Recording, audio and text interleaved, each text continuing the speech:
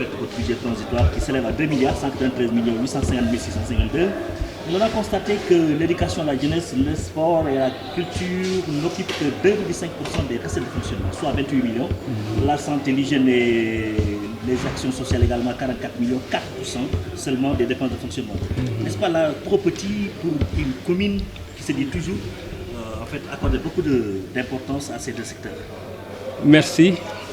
Mais il faut revenir un peu à la réalité de ce budget. Comme tu l'as dit, du reste, c'est un budget de transition sur pratiquement 4 mois. Donc nous avons fait des évaluations pour voir un peu qu'est-ce qu'il était possible de réaliser dans 4 mois, même moins de 4 mois. Parce que les procédures au Sénégal, le code des marchés publics est très compliqué. Ce que nous sommes en train d'exécuter pratiquement en 2014, c'est pratiquement le budget de 2013 que nous sommes en train d'exécuter. Tellement les procédures sont longues ici au Sénégal. Ce qui fait qu'aujourd'hui, on a pensé que dans les 2-3 mois qui viennent, qui sont devant nous, c'est très peu probable que nous puissions quand même recouvrer ces montants et faire les marchés. L'essentiel pour nous, c'était qu'il y a une circulaire qui nous fait obligation d'avoir disons un budget.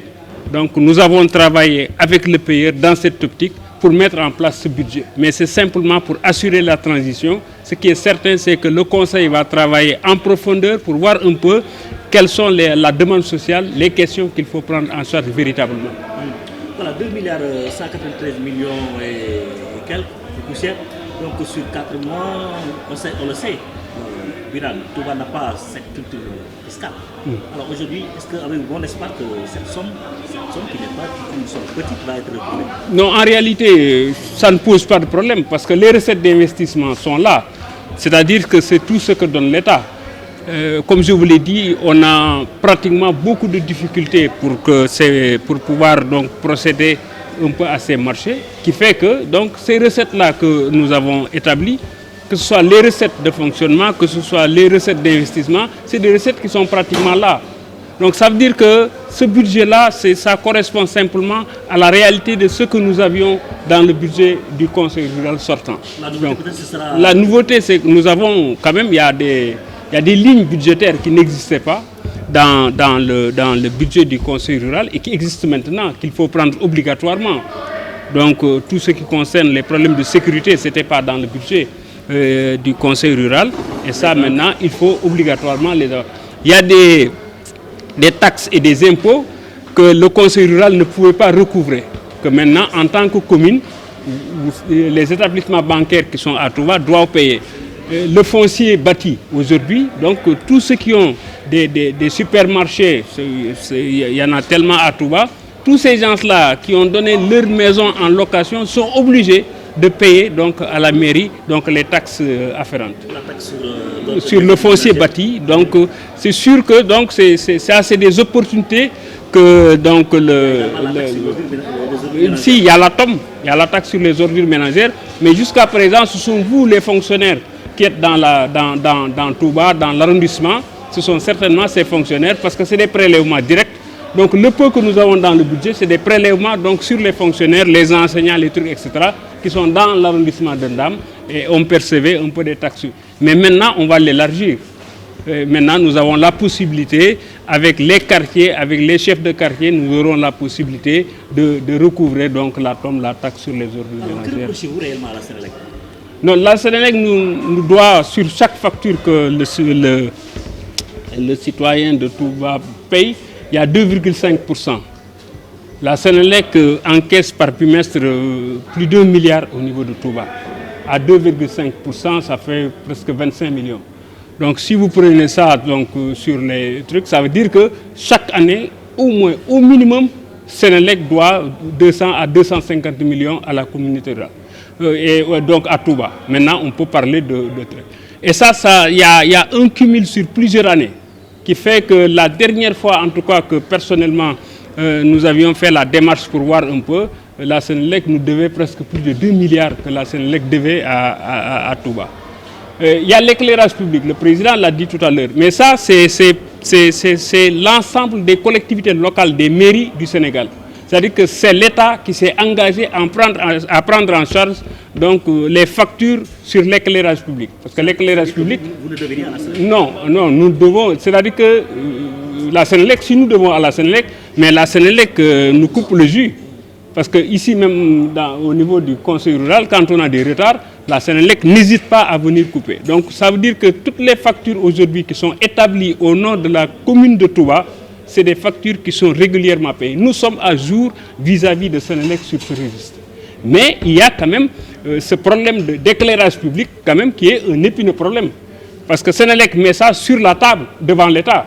Parce que quand on l'oblige à payer un peu cette taxe de 2,5%, Sénélec donc, dit à l'État souvent, mais l'éclairage public, vous me devez tant. Donc si Sénélec doit à Touba 2 milliards et que par ailleurs, les communes du Sénégal doivent à Sénélec 200 milliards, mais Sénélec met ça sur la balance. Donc ça veut dire que... Mais c'est des cas par cas, parce que nous, quand même, malgré tout, chaque année, Sénélec nous verse quand même, tant soit peu, même si c'est 50 ou 60 millions chaque année, Sénélec nous verse quand même quelque chose, parce que nous faisons partie quand même des premiers clients. Le préfet vous l'a dit, il y a 80 000 clients au niveau de Touba. Donc mais toute la région de Diourbel, toute la région de Thiès réunie, le potentiel client au niveau de Touba les dépasse très largement. Donc Sénélec aussi à cet égard a fait énormément d'investissements, ça pour Touba, ça aussi il faut le reconnaître. Mais c'est une société qui bat de l'aile aujourd'hui, donc tout le monde doit comprendre cette situation.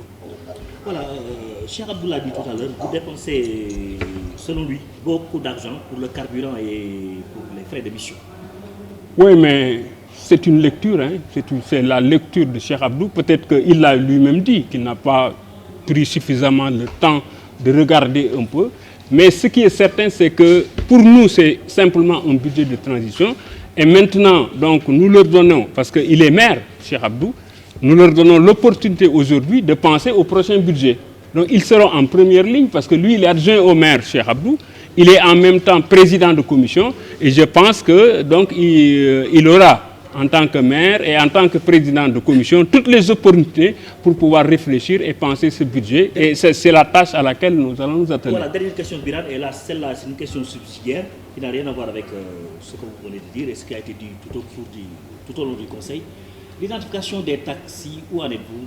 D'aucuns prédisaient en fait une mesure qui allait faire long feu. Oui, c'est une mesure qui a été... Donc c'est une mesure de sécurité. Hein. Ça participe, de toutes les façons, il faut que tous les acteurs se retrouvent. Parce que chaque jour que je fais, vous êtes les mieux placés, la presse. Vous relayez des faits divers à n'en plus finir, à longueur de journée. Ça, donc, je pense que vous êtes mieux placés pour nous renseigner sur ça. Et donc, on va s'attaquer à ce problème. Et nous osons compter un peu... Nous osons compter un peu sur... Mais non, reculade, c'est quoi? Parce que la commune aussi gère, nous gérons des hommes. La commune ne gère pas de la matière, la commune gère des hommes.